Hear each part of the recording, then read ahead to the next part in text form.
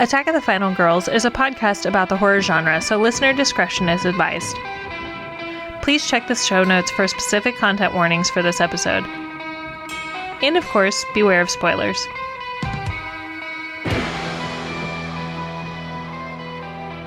Hello and welcome to Attack of the Final Girls. I'm Theresa. And I'm Juliet. And we're here on episode 58 of Attack of the Final Girls, and this episode is going to come out in Black History Month in 2024. So happy Black History Month. And for Black History Month, we wanted to pull up some pretty integral movies, I would say, to Black horror film history. And the first one that we're covering today is Candyman from 1992.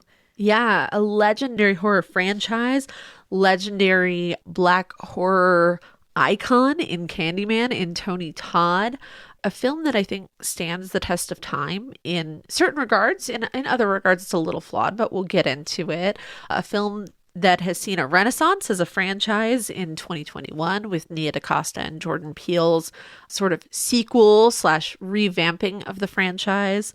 This one, there's a lot to dig into. Watching it just now, I was just reminded of how great a film it is. Yeah, there are always parts of this movie that I totally space on. Yeah. In particular, the ending. I always get kind of fuzzy towards the end because there's a lot going on with kind of the wrap up of the film. But before we crack into it, I just wanted to give a brief overview. If you haven't seen this movie, it's probably streaming. You can find it fairly easily on DVD. It's certainly not hard to find. And in particular, we're covering the 92 version. Not that the 2021 version is lesser than or not worth watching. We just wanted to pick the OG. Yeah. But this movie stars Virginia Madsen, really famous actress, Xander Berkeley, who always seems to play a bad guy in pretty much every movie. But the two of them play Helen and Trevor Lyle, a married couple. Trevor is a professor at the University of Illinois. Helen is a grad student at the University of Illinois. We have Cassie Lemons playing Bernadette Walsh, who is Helen's best friend. We have Vanessa Williams playing Anne-Marie McCoy. And then we have Tony Todd playing the titular Candyman character. One of the first things I think I ever saw Tony Todd in. And he's just a powerhouse in this movie. And I'm so glad that he still participates in film and in conventions and stuff, because he's such a joy. Every time I see him on the screen, I'm like, yep, there's Tony Todd. Yeah. I love him. But the movie is about, in Chicago, a project building called Cabrini Green and this urban legend that surrounds the building itself. And Helen sort of is trying to learn more about urban legends around Chicago and in general. But then she kind of catches on to this Cabrini Green Candyman urban legend, and chaos ensues. Yes. So it's a great film, though. I would say like every Halloween, this is one that people watch pretty frequently. So yeah, it's great. It truly is.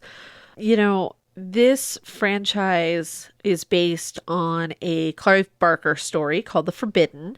Now, the original story takes a little bit of a different twist, owing mainly to the fact that it takes place in Liverpool. Mm-hmm. So although you have a racialized sort of element to the story, it's a little different because we're talking, you know, race and race relations in the UK. As opposed to in America. So the film takes us to America and really deals with both historic and modern issues of race. And that's one of the things that I think is actually so brilliant about it, is that although, you know, it was not uncommon in the 90s to see stories and films that were portraying the horrors of enslavement, the horrors of the aftermath of that. In the 90s, we were just starting to get some media that was portraying, you know, some of the horrors of the Jim Crow era. In the 90s, we were so in it in terms of, as a society, actively fretting about housing projects and gangs, and fretting about and demonizing the conditions of poor Black folks that white folks had put them in, essentially. Right. That it was, to my mind, kind of rare that early on to see a lot of media, in particular film, really starting to examine those conditions and to humanize the people involved, Granted, this still paints a lot of broad strokes, but for the time, it's actually fairly nuanced. Throughout this episode, you're going to hear me saying, well, with 2024 eyes, this, and in 90s eyes, that, because I really, when I was watching this film, kind of had to have that duality of, for the 90s, this was XYZ, but with my 2024 hat on, you know, a post George Floyd, Breonna Taylor hat on, I feel this way about it. And really post the new Candyman film, because I feel like my viewing this time around was so informed by that film as well. Yeah, definitely. And this is the first time I have rewatched this version since we watched the newer version in 2021. So I was interested to see a lot of parallels, a lot of the same topic, discussing the same topic in a very similar fashion, but making it relevant again to 2021. Yeah. Not to say that it's just a rehash, because it's not, but it's interesting that things always come back around, that nearly 30 years later, the movie is still relevant in a very different and also a very similar way. I was very interested in that, in watching this one. You know, obviously it's been 3 years, so I could probably use a refresher on the Nia DaCosta film too. But I was like, wow, you know, the Nia DaCosta version got so much hate. And so it was like, oh, they're talking about gentrification and blah, blah, blah, gentrification. Don't you want your neighborhoods to be safe? Why are we still talking about this? And we watched this 1992 version. I'm like, did you guys watch the first one at all? Did you get what was happening? Did you miss the part where Candyman was the son of a slave? And, you know, the demonizing of this project and the fact that this is a historically Black project in Chicago. And it really was, like, in real life, Cabrini Green was a historically Black project in Chicago that was known for being in terrible condition. Did you know all of those things? Did you ignore that from the original movie? Because it seems pretty obvious that you would have to, there'd have to be some sort of like suspension of belief there in order to get past all of those things and then complain that Nia DaCosta's version was too woke. Right. Like, did you miss the entire point of the first one? Because it seems like you did. Yeah. My partner and I had a long discussion about that, even when the trailer for the Nia DaCosta version came out in 2021. And I think, you know, unfortunately, there's a certain segment of people who, as soon as they see Jordan Peele's name on something, because he produced and co-wrote, we're like, oh no, it's going to be air quotes woke. Yeah. And then to have Nia DaCosta, who, by the way, I believe this stat still stands. I know when the movie came out, it did, was the highest grossing Black woman director in horror. Like, oh, wow. Her Candyman set some records. But, you know, to have a Black woman director at the helm, again, people freaked out, quite honestly. And I know when the trailer came out, there was already a lot of vitriol, and my partner and I were just like, do you know the franchise? Like, yeah, do you know what this is? Because it's the same thing that it's been for the past, I would say, like 10 years, especially. Well, horror is too woke now. And it's like, did you ever watch any of the original horror movies that like existed?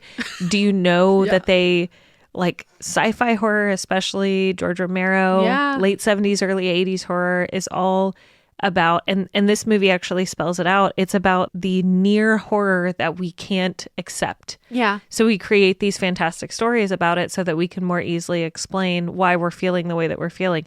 Godzilla is a good example. Absolutely. I mean, Night of the Living Dead is too. It's a great example of being scared of your fellow man and not being able to articulate why.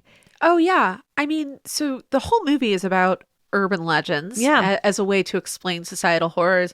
And about halfway through watching this, I started to make a list of like all of the things in either, you know, short bursts or big moments this film hit upon in terms of late 80s, early 90s societal anxieties. So we have kidnapped babies, razor blades and candy, gangs, drugs, how folks in the project live, you know, and I know there are others because I didn't do this from the very start, but you know, this film, it does what horror does best once again. And all of those things aren't even the big scary thing. Right. Exactly. I thought the same thing about urban legends. Like, Yeah. there are so many different urban legends that get wrapped into this story about one specific urban legend from the mind of Clive Barker, and also partially based on real events that happened in Chicago. Like the woman that they talk about, I think they call her Ruthie Jean, who dies in her apartment and somebody had crawled through the medicine cabinet. That is real. Yes. Somebody actually crawled into a woman whose name is very similar to Ruthie Jean and murdered her in her apartment. And they use that story in this particular iteration. So, like, wrapping real life into a film about urban legends that are fantastic, but also all rolls back into real life. Yeah. You know, the razor blades and the candy, totally huge urban legend. Parents were convinced that they needed to check their kids' candy all the time, which you should, because sometimes people give you gross stuff like like Smarties. Nobody wants Smarties. It's the Oprah effect. Yeah. Something happens on the Oprah show and parents everywhere freak the hell out and say, oh my God, lipstick parties are happening. And if you wear jelly bracelets, your daughter is a slut. I remember the jelly bracelet thing. Oh yeah. It happened at my high school too. In 2007, 2006, 2007, we had the same jelly bracelet thing. We had the rainbow party thing. Like, oh, if you're wearing weird colored lipstick, it's because you're giving blowjobs at parties. Like, no. None of my friends were doing that. We were playing Wii bowling in high school. Like, there was no such thing as a rainbow party, at least not that I'm aware of. Yeah. And even now I'm like, yeah, I don't think so. Yeah. So it was just interesting to see, like, yes, all of those societal fears in the 90s and also ways that we wrap those into urban legends that still persist. Hell, it was the same thing with weed candy. Everybody's like, you got to check your kids' candy because weed candy is going to be in there. It's like, nobody I know who purchases weed candy would ever be so like glib about accidentally giving it to a child. Number one, safety. Number two, that shit is expensive. Right. Nobody's just accidentally mixing it in with their candy. Normally, if you have weed candy, it's like in a specific area that's nowhere near your Kit Kats. Yeah. You're not just like, oops, I dropped it and I can't find it. You're like, holy shit, that's $40. I'm going to find that because there's no way I'm giving that to a little kid. Right. And also, don't you pay attention when you give kids candy, like what's in your hand? Make sure there's not weird stuff in there. Well, because if you're doing the marijuana, you're stoned all the time. That's true. Your brain is mush. Your brain is an egg in a frying pan. All hopped up on goofballs. The goofballs. What's a goofball? I have no clue. That's like a grandma saying right there. Oh, it all yes. hopped up on goofballs. Yeah.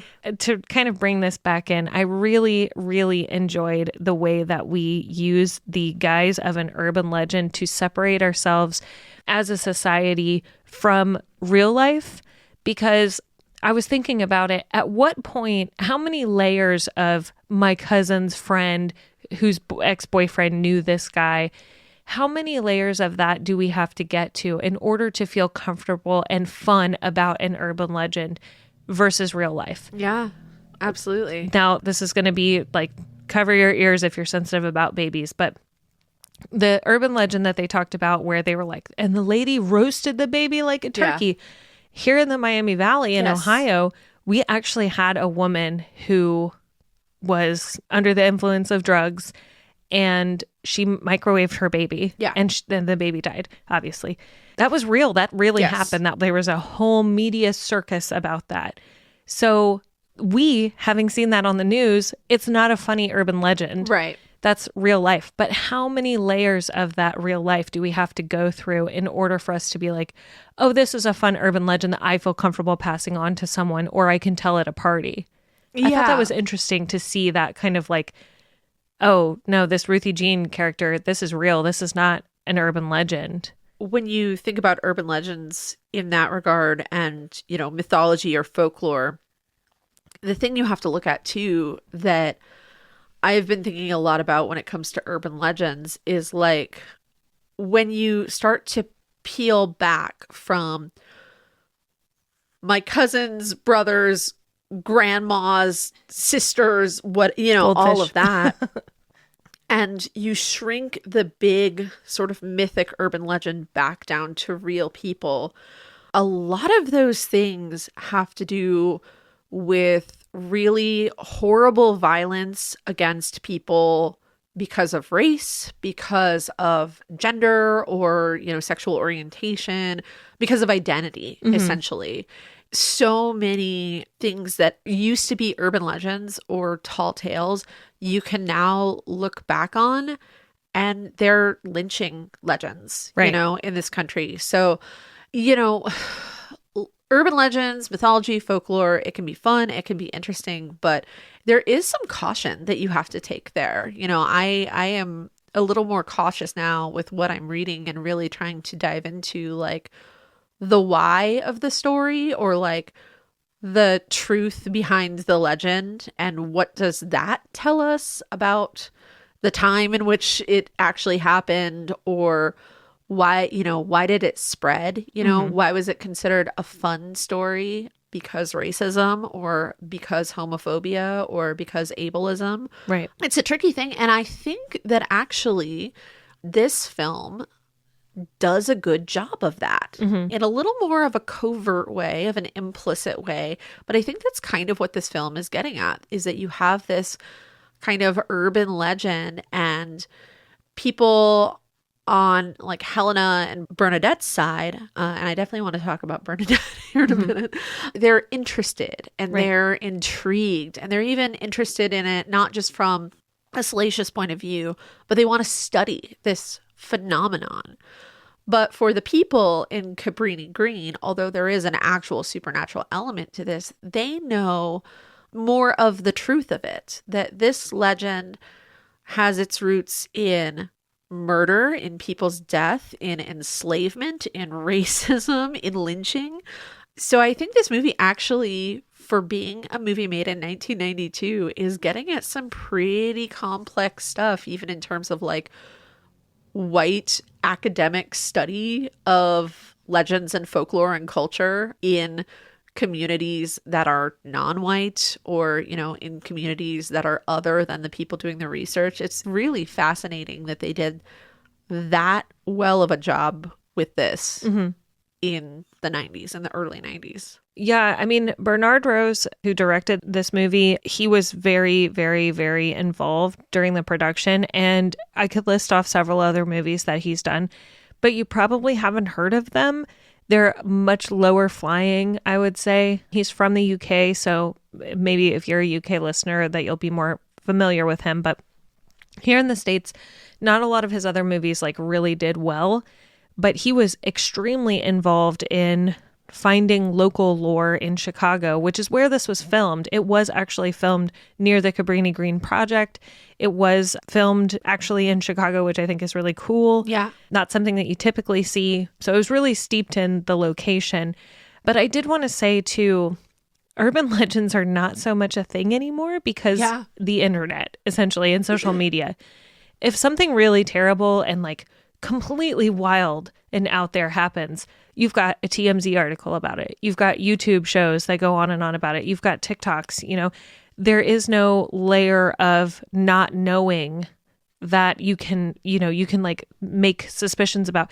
Not to say 100% of the time you can't have an urban legend, but much less common now because of social media and instant entertainment. And because of the way that the really harmful aspects of urban legends have come into more prominence. I can't recall if I've actually said this on this podcast, but I've had a couple of discussions with a couple of different people as an X-Files fan about how conspiracy theories used to be fun and now they're gross. Right. Like back when the X-Files first came on, like it was really fun to talk about like, ooh, like shadowy government conspiracies and UFOs and all of that. But that has gotten so harmful in like a really disgusting way that like I just want no part of it. And most of the people that used to find urban legends and conspiracy theories fun, you kind of reach a forked path where you're either diving in pretty deep in a way that is pretty scary, or you're kind of opting out. Right. And I feel like urban legends have kind of gone along with, some of those other things. Definitely. As we've gotten more into like the sort of like deep web Alex Jones kind of situation. Which is very, very frustrating because there was a time when I was a teenager when Alex Jones was hilarious because, you know, the InfoWars times when he's talking about stuff that nobody else is talking about. By having a podcast in the early aughts when nobody else was podcasting. Yep. And he was talking about like, hey, we need to be asking questions about 9/11. Not to say that I still listen to Alex Jones or that I ascribe to any of the crazy stuff that he's ever said, because I don't. But it was like, oh my gosh, you know, somebody's saying the unsaid stuff and asking these questions that everybody's kind of got in the back of their minds. And now we're like, oh my God, Alex Jones has created an entire incel alpha male culture that is extremely scary and harmful to people everywhere. I mean, who among us of a certain age didn't spend late nights listening to Coast to Coast? Oh, yeah. Because it was fascinating and hilarious and weird and wild. And now there again, like I can't engage with that stuff. Well, and we also knew, okay, this is like fringe stuff. Yeah. You know, nobody's really taking this seriously. And the people who are, it's like, okay, they're maybe a little kooky. Yeah.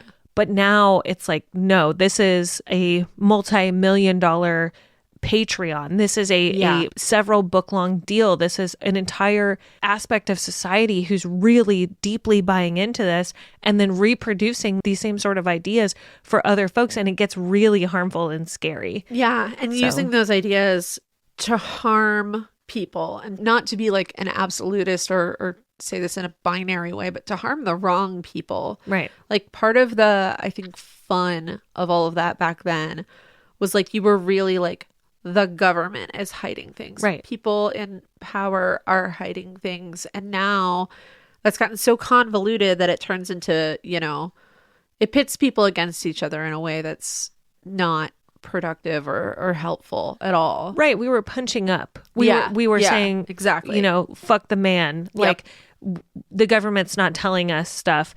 And now it's like poor people are stealing things from you. Yeah. When it's like, no, rich people are stealing things from everybody, you know? And that's sort of the cognitive dissonance that's happening there. And it's getting to you in every aspect of your life. You know, back in the day, we didn't have instant media on our phones. We didn't have TikTok. YouTube was very, very early. It was definitely not proliferating as much as it is now. So you didn't have your phone and your email and your mail and, you know, everything telling you these things and piping those into your brain. It was like, no, late at night, I'm listening to InfoWars on Apple and like we're all giggling about it. And now you have that in every aspect of your life, just that same idea being piped in. And the more you look into those things, the more those things get suggested on your phone. Oh, yes, absolutely. Yeah. I know we totally went down this rabbit hole, but I mean, really, though, it's real. It's real life. And this is something that we have now. The way in which we interact with media gets reciprocated and then fed back to us. Yes. That was not something that we had in 92. You might get a book of urban legends and be like, ooh, this is spooky. You know, the boyfriend hanging over top of the car and the blood droplets, you know, falling down. Or when a stranger calls, the babysitter, you know, the call is coming from inside the house, you know. Those things were something that you could partake of at your own leisure. And now we're like, oh no, that's getting pumped in and it's way more real. These aren't just like stories that your cousin's grandma's Goldfish told you. This is like a real story that happened in the news, and now you're going to see all kinds of stuff about that. What is that bias called where you see confirmation bias? Yeah.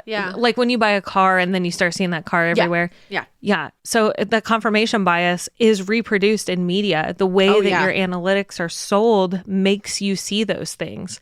It's way toxic. Yeah. Turn off your phone, y'all.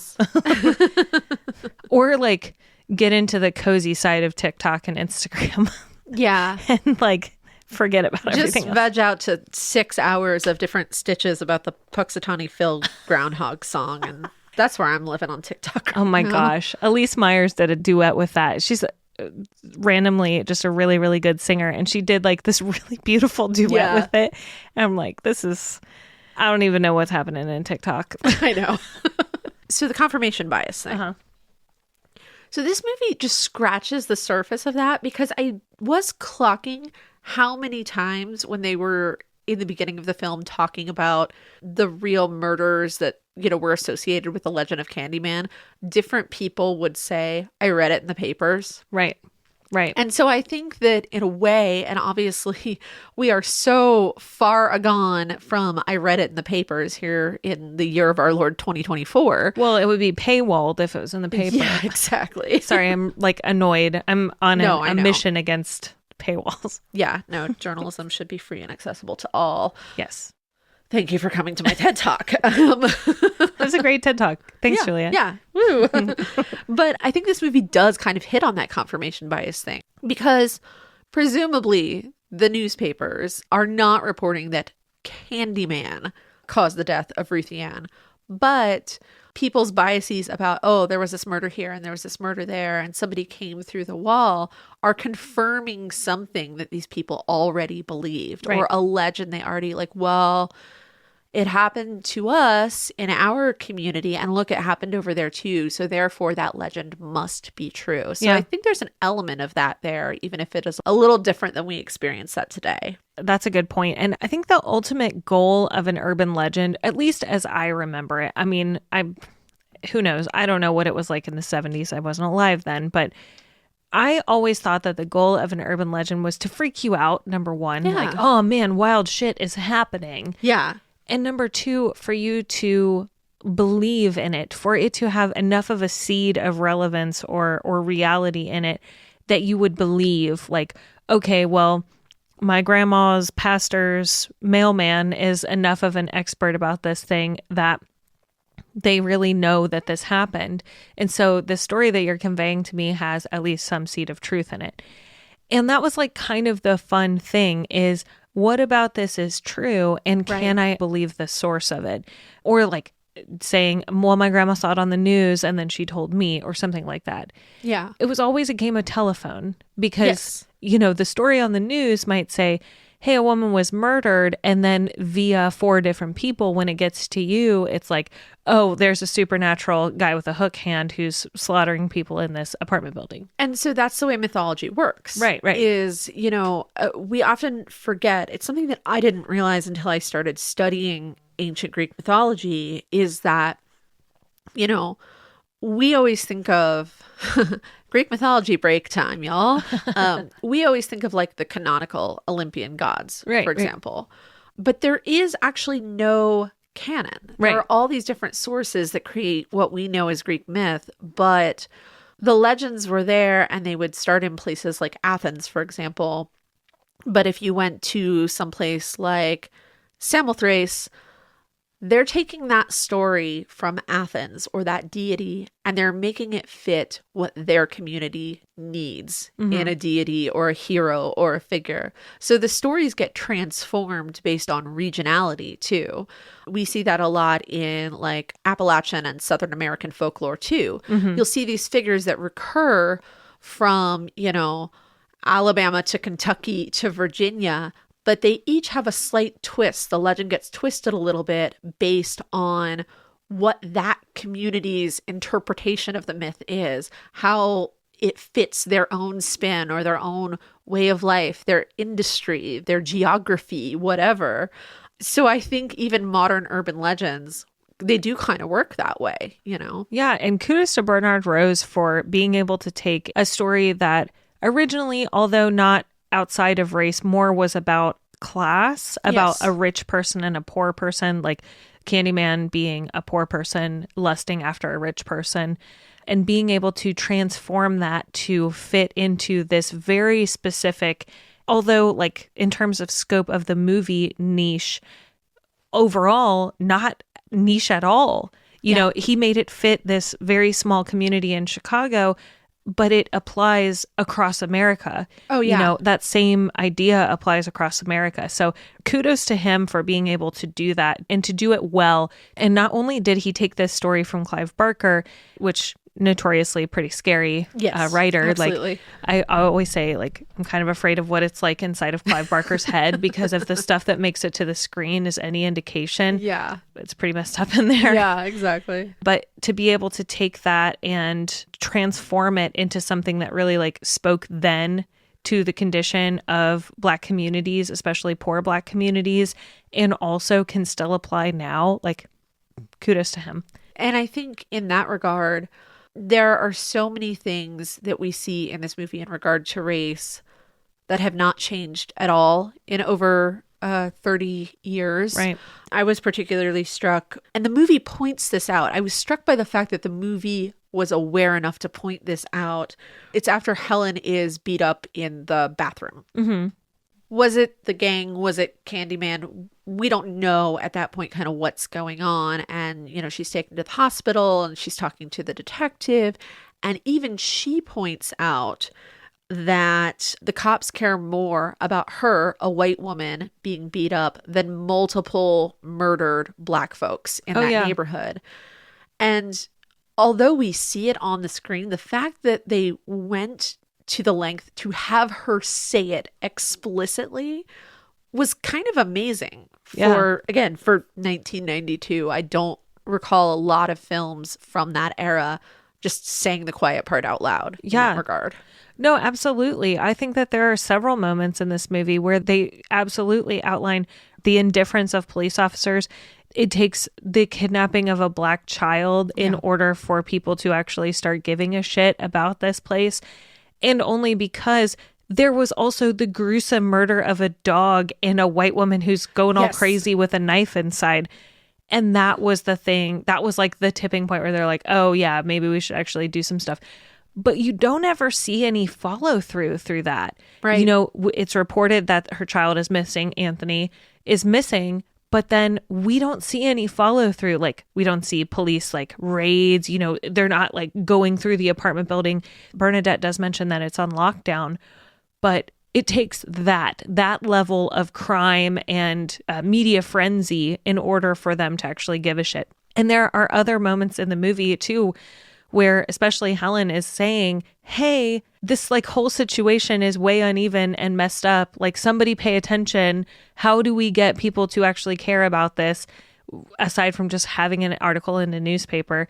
It's really fascinating that this movie was actually saying it out loud and making it obvious, because in 92, they could have made that subtext, and I think it might have gone over a lot of viewers' heads. So they needed to say like, hey, this is a parallel. We have a Black antagonist who was lynched, you know, because he loved a white woman, which you don't even find out until later that she's white, running parallel to the story of this project that is going through some really messed up stuff and nobody cares.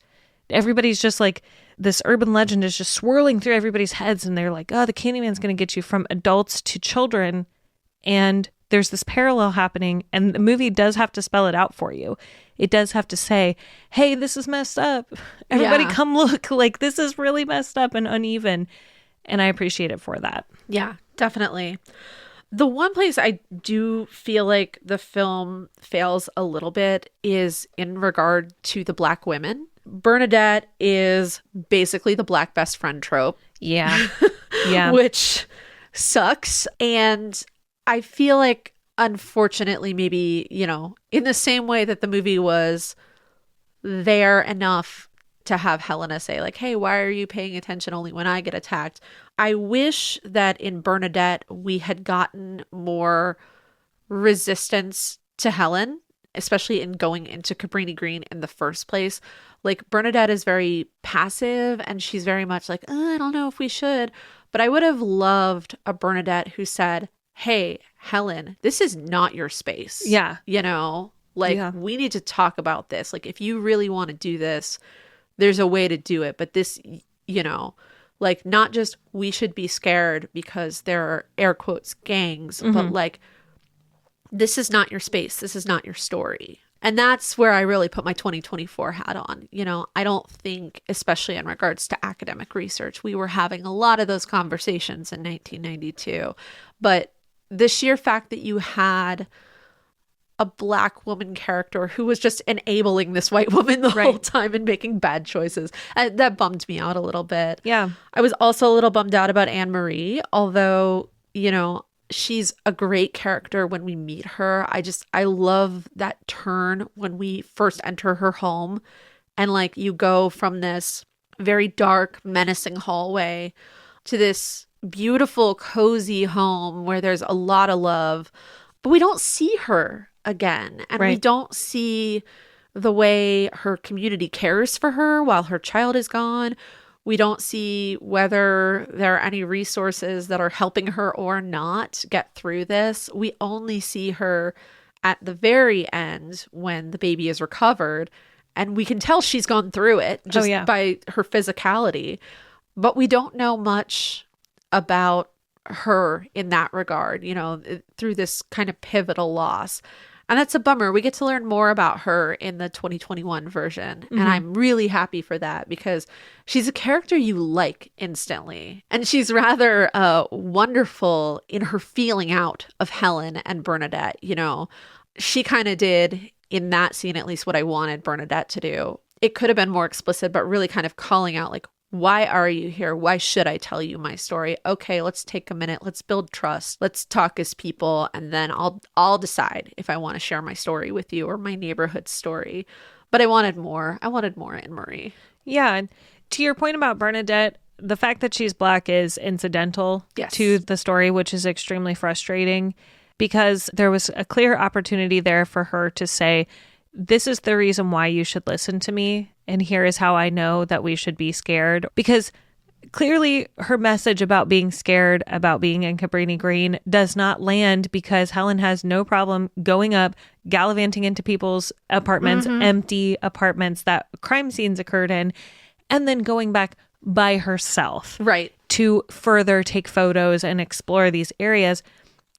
It's ridiculous. Like, absolutely ridiculous that she wouldn't listen. So there was a very clear opportunity for Bernadette to say, here's how I know, and this is why you should listen to me. And we should not just like randomly get dressed up and go to this place and then just start knocking on doors. It's not safe. Here are the reasons why.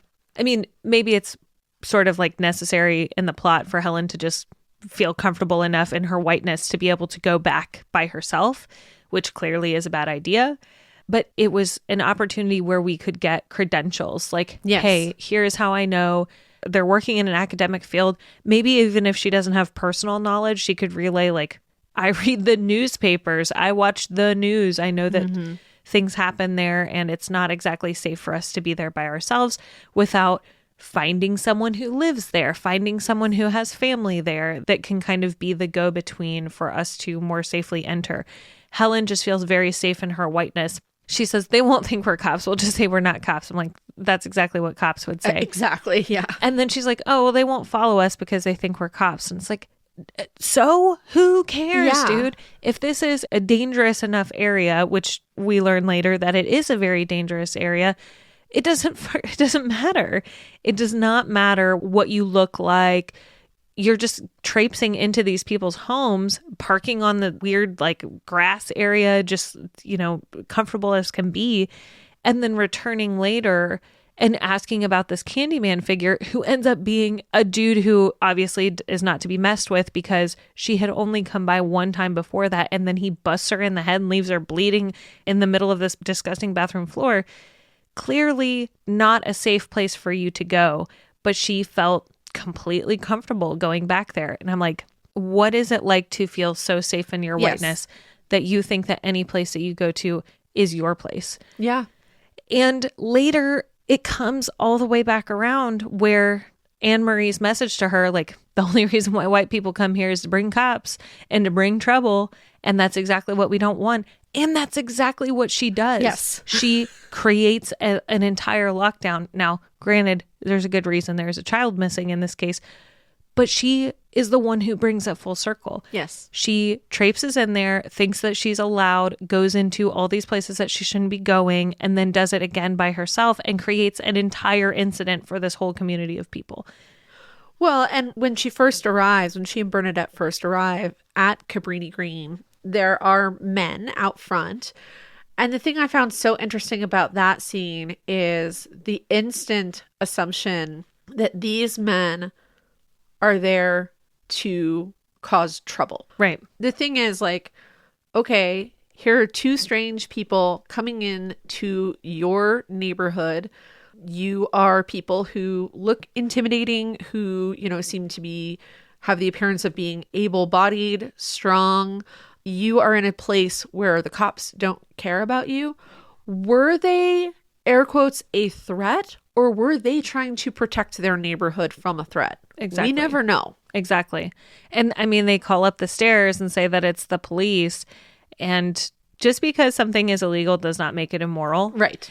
And I think that is something that that a lot of people struggle with. Is like, well, that's illegal, so you can't expect there not to be consequences. And it's like, yeah, but is it immoral for someone to do what they need to do in order to feed their family or take care of people, whatever? So they are looking out for their neighbors. They're saying like, hey, the cops are here. Anything that might look criminal, make sure you hide it. Right. Because you don't want your stuff to get messed up. You don't want your family to be, without a car, without a moneymaker person. So it's important. And we see this in film and television a lot for people who have either low income or unreliable income. You see that trope play out a lot where it's like, yeah, they're doing something illegal, but it's not really immoral and they're not really hurting anybody. So they're just doing it to get by. And that's the only way that they can make money, because maybe they live in a place where there aren't a lot of employment opportunities, or there's not a lot of upward mobility or education. Would they be perhaps pulling themselves up by their bootstraps? Trying to. Yeah. And it happens a lot for communities of lower income where those kind of things happen. And then the police, of course, come in and, well, I got to lock you up because it's illegal. It's like, whatever. Yeah. Moonshiners are a good example of that. How many people are in our prison system right now for negligible amounts of pot? Exactly. Or any drug, like you had enough for personal use and then they throw you into prison, and that just perpetuates the cycle. So I absolutely agree with you. I think that there are two people unannounced. Nobody knows who they are. They've never seen anyone. They say that they're going up to visit a friend. They're not. They're under suspicion. They're lying. They just want to snoop around. And I think it's fair to get hassled. Absolutely. To kind of take it into real life. I did read that the producers were so worried about this movie, the bad guy being a black man, depicting racism, that Bernard Rose actually had to go and speak with the NAACP about the movie. And they created this appointment. The producers were like, you have to go meet with them because we are so afraid that this movie is going to fail. And so they send over the script to the NAACP. They have the meeting, and the NAACP is like, why are we even having this meeting? This movie is just good fun. Like, we're in support of it. We don't think that you need to have a special meeting with us about this. And it's like, here we go again with well-meaning white people like, we're so afraid this is going to be bad. And then they're like, we're okay with it. Yeah. Like, you didn't have to have this meeting with us. You can make whatever media you want. They weren't concerned that Candyman was going to be a black villain that reinforced already existing racial stereotypes. They were like, make whatever movie you want. This is a horror movie. People are going to be scared of whatever they're going to be scared of. And although Candyman's blackness is integral to this iteration of the story, in the original, it's not necessary for that to be there because it's more of a rich man, poor man thing. It's just interesting how we like threw up our arms and we're like, oh, we got to be really careful about this. And it's like, we have to be really careful that the fantastic spectral character of the Candyman who has bees coming out of his mouth and a hook for a hand is black. I think we have more pressing matters to worry about that don't have to do with this movie. Well, I think it was like a weird recognition that they didn't actually take the right steps to remedy, which is, especially in 1992, oh, hey, we have a white director making a story based on making a movie based on a story written by a white English writer. The solution would actually be maybe have more creators of color in Hollywood, which is something we're still grappling with. Mm-hmm. And it's interesting that the concern back then was, oh my gosh, we don't want to piss off the NAACP. And then the concern in 21 was, we have an all-black creative team making a movie. Is it going to piss off people because it's too, air quotes, woke? Ugh. Yeah. Yeah, it's pretty Yeah. goofy. Yeah, the solution to that would have been like, maybe we should, if we're viewing this as a problem, maybe we should invest in more creators of color in Hollywood. And 30 years later, they're still grappling with that problem. Oh, yeah. Or if a creator of color fails one time, then never getting work ever again, when Steven Spielberg can make a bunch of bullshit movies and still be Steven Spielberg and throw his weight around. James Cameron. Yeah. You know? Yeah. Like, look at Ava DuVernay making incredibly important movies. And she had one movie that did not do, at least in the box office, which is the only thing that matters to studios, did not do well. And yet she's still out there making important movies, and she's still out there trying and excelling in her craft. And then we have Steven Spielberg, who makes a whole bunch of really terrible movies. And then they're like, studios are just lining up to give him hundreds of millions of dollars to make a movie. So very frustrating. Mm-hmm. And that's why I thought it was so important that Nia DaCosta's movie was made with an all Black creative team and predominantly a Black cast. Yes. Which I think is incredibly important to tell this story, which in the 21 version, it's Anthony McCoy, who is the child that is, absconded from Anne Marie in this movie. So it like all came back around. But they put the Black people in the original movie first in the second iteration of it. Although it's still called Candyman, it's kind of a continuation of the same story. Yeah. And that's what we should have done with the first movie. But I think that Bernard Rose was sort of out of his depth in that regard. And also, 92, we weren't exactly as culturally competent to do that. No, I think that unfortunately, if they had made Candyman 92 with the casting of Candyman 21, it would have gotten pushed off into a corner in the 90s version of a race film. Yeah. Because that we were still doing that back then. These are Black people films. These are not films for mass audiences. Yeah. We sing his praises a lot, but I think in horror, Jordan Peele is doing a lot to change that. He will say explicitly, I make films for Black people, but he releases them on a scale that, they can be enjoyed and consumed by many audiences. And just because they are for Black people doesn't mean that they should be marginalized in terms of release. Yeah. And I think that's great. We were not doing that in the 90s. Definitely not. I mean, after Bernard Rose had to go meet with the NAACP, Virginia Madsen was like, I'm actually concerned about the way that this movie is going to be received by Black people. I'm worried about it. She said, there's a quote on IMDb where she said she was worried about what Spike Lee was going to think. And during this time, Spike Lee was making quote air quotes Black people films, films that they were released on a bigger scale, but people were like, oh, well, these are trials and tribulations of Black people, so white people aren't going to want to watch this. And now those movies are like timeless, famous. Yes. Yes. Actors he who were such a controversial figure at the time. Yeah, and actors who were in those movies and musicians that were in those movies are famous. Now it's just fascinating to me how we were handling this in 92. Like, oh, go meet with NAACP so that you can. And also, I also read, and this could be apocryphal, who knows, Bernard Rose and his production team actually bribed the real gangs that were around Cabrini Green so that they could be protected during the time of filming, because it was actually like a pretty dangerous area. Who knows? I don't know if that's real. There's also a story that like one of their vans got shot. Do not know if that's real. This is on IMDb, user submitted. So who knows? But that's just another Honestly, story. I'm like, it's so funny because that was one of the things that I found.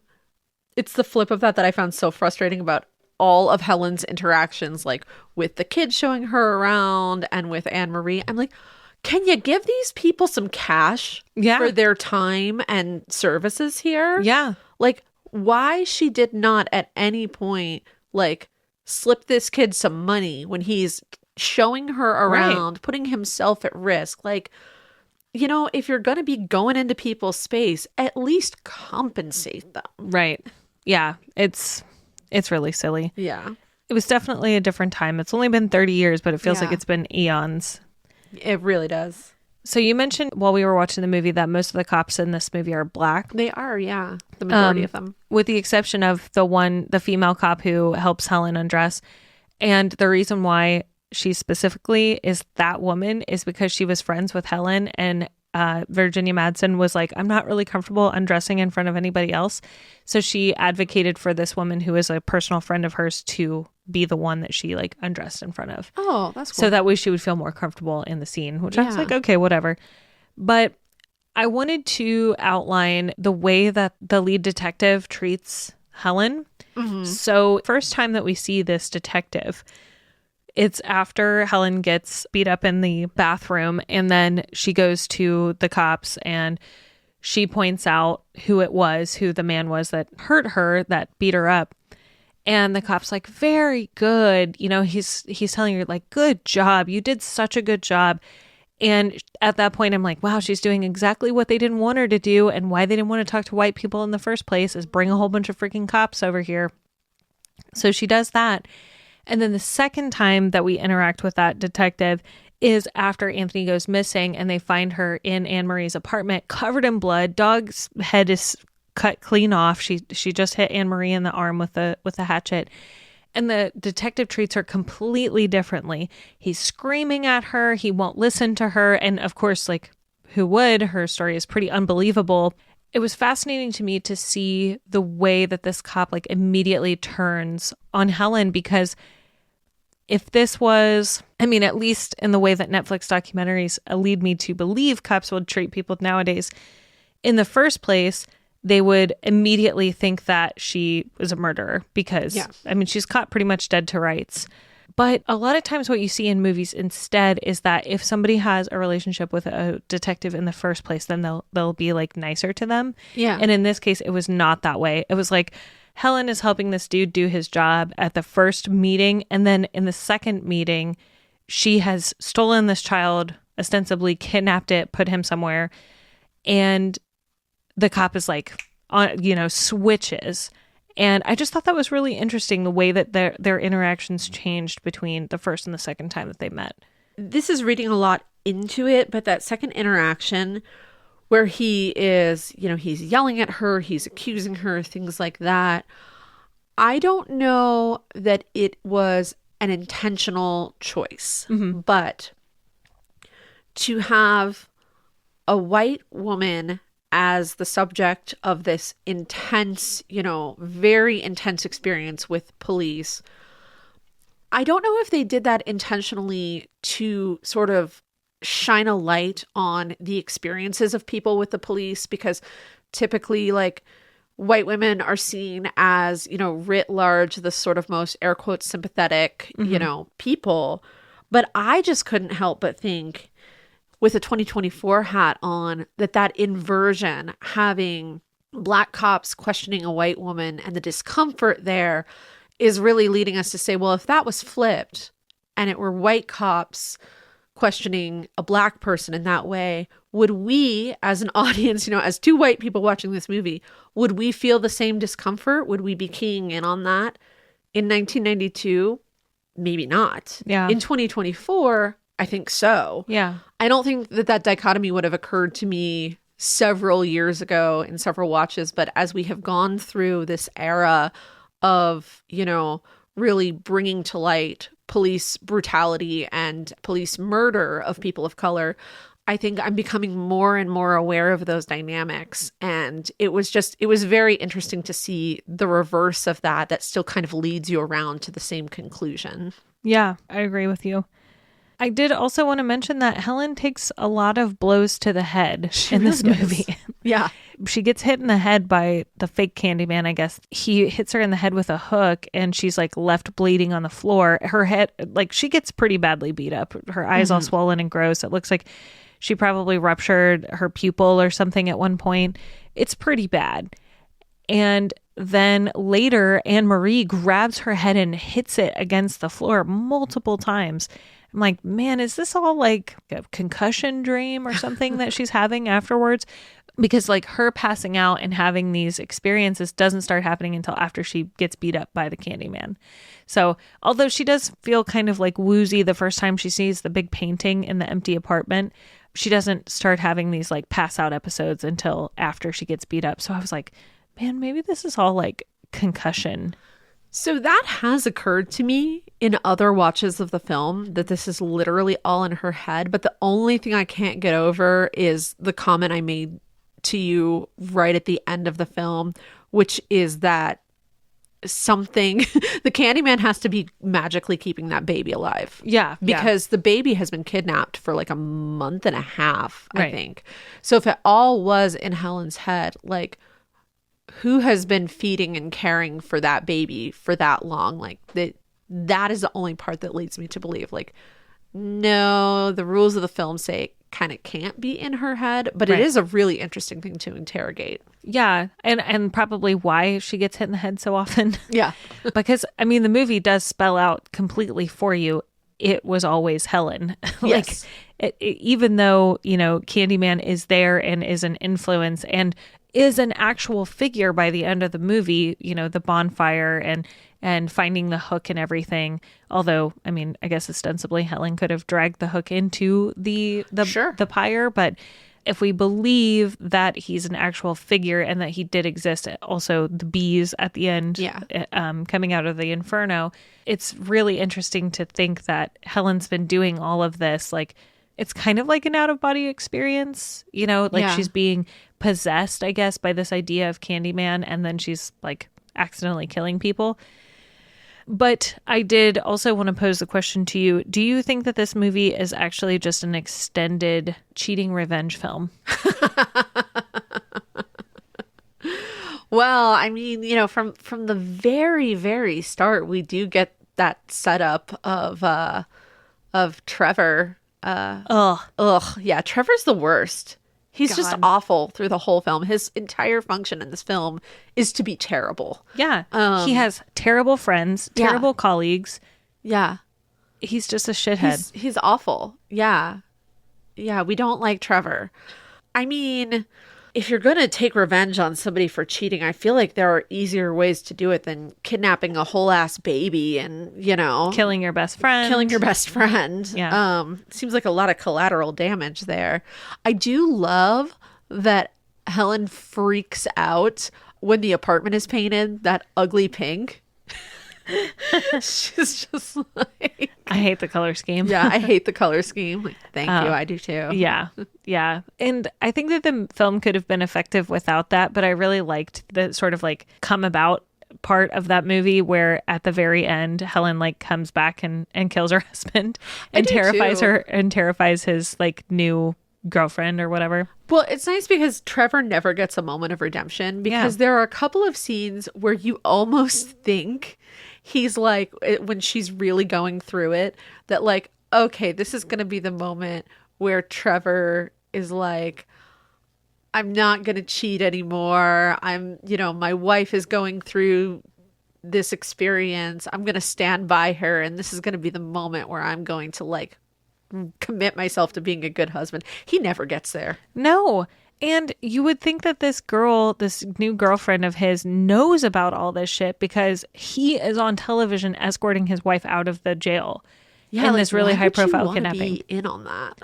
No, God, no. Yeah, that's really complicated. And this girl is doing the most. At the end, her outfit, I was like, she's really going for it. She's really trying. She's Yeah. really trying hard. And this dude's like in his mid 40s, clearly a professor, like thinking that he's hot shit at University of Illinois. Yeah. I just like Xander Berkeley is a great actor, but I just hate his face because he always plays a shithead. It's so hard for me when it's an actor that is a good actor and I like them, but they always play a bad guy. Yeah. I'm always like, "Ugh, damn it, I can't not hate this guy's face. So you know he's going to be a shithead. Yeah. Oh yeah, you can tell from the very beginning. Yeah. There's And- a couple sequences where you're like, why isn't he home at 3 a.m. Yep. when she's in the jail? Like, that's weird. Yeah. It's like you just want to tell the girlfriend, like, girl, run. You Yeah, know? dude. You don't need this man and his shit. Right? Like, I mean, that's a trope of young girl getting with older yeah. professor. Yeah. I just actually read a book recently where that was the whole trope. And I was like, really? That's the thing? Seriously? Ugh. I never had a professor. I was like, yeah, no. No. Maybe like a TA or something, but a professor? Ugh. Yeah, I can't think of a single one. No, not at all. Now, like professors on TV, okay. Oh, yeah. Well, that's a little different, but in real life, no, life doesn't work like that. The fantasy versus the reality here. Yeah, exactly. I also wanted to say that this movie, I think, is pretty prolific in the things that it imparted into other horror movies. Oh, yeah. Even though Bernard Rose is not a person of color, I think that it paved the way for us to have movies where the main antagonist or the bad guy is a person of color and not conflate the fact that they're bad. Mm-hmm. Because in this case, Candyman, while I guess you could say he's evil in the ways that he takes out his vengeance. And by that, I mean, you have to shed innocent blood in order to perpetuate his myth. Yes. And the baby is one of the potential victims.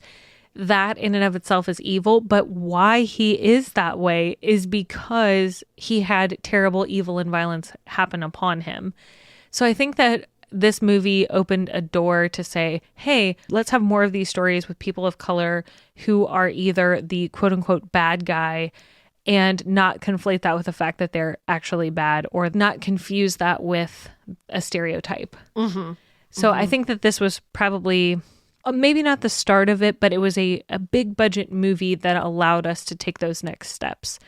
And it's incredibly influential. I know Jordan Peele has said that this movie is a really big influence on him. There are tons of hooks in a bunch of other movies because of this one. I think Clive Barker, we mentioned while we were watching this, Clive Barker might just have a thing for hooks. I think so. Yeah. I could probably go through and watch some more of his movies, but just off the top of my head, I was like, Midnight Meat Train, that has hooks. Hellraiser, obviously, lots of hooks. I'm trying to remember if Rawhead Rex has hooks. It probably does at some point. I don't remember. It's been a minute since I've watched that one. But Clive Barker, if you're listening out there, let us know. Do you have some sort of weird fetish with hooks? Are you obsessed with meatpacking plants or something? I mean, they are terrifying and I hate watching videos of them, but that was effective. That was an effective thing that PETA did. So maybe not ever want to see footage of a meatpacking plant.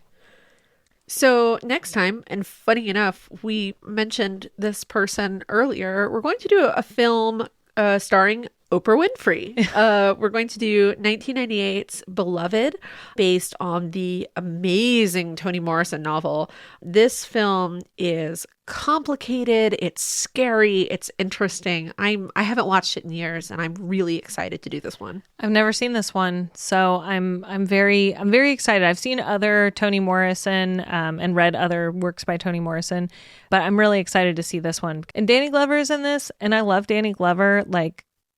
I watched Lethal Weapon over and over again.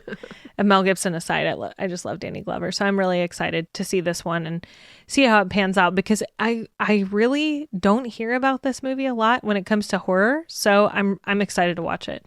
Yeah, it's funny. I feel like everybody talks about this movie, but not in a horror context. And when you look it up, it is explicitly listed as a horror film. So that's the angle we're going to take. All right. Thanks for listening to Attack of the Final Girls. Find us online at attackofthefinalgirls.com. And hear bonus episodes at patreon.com/attackofthefinalgirls. We're Attack of the Final Girls on Instagram and TikTok. Our theme music is by House Ghost and is available on Rad Girlfriend Records. Be sure to subscribe on your favorite podcasting app so you don't miss an episode, and rate and review on Apple Podcasts so more people can find the show. I'm Juliet. And I'm Theresa. Until next time, stay scary.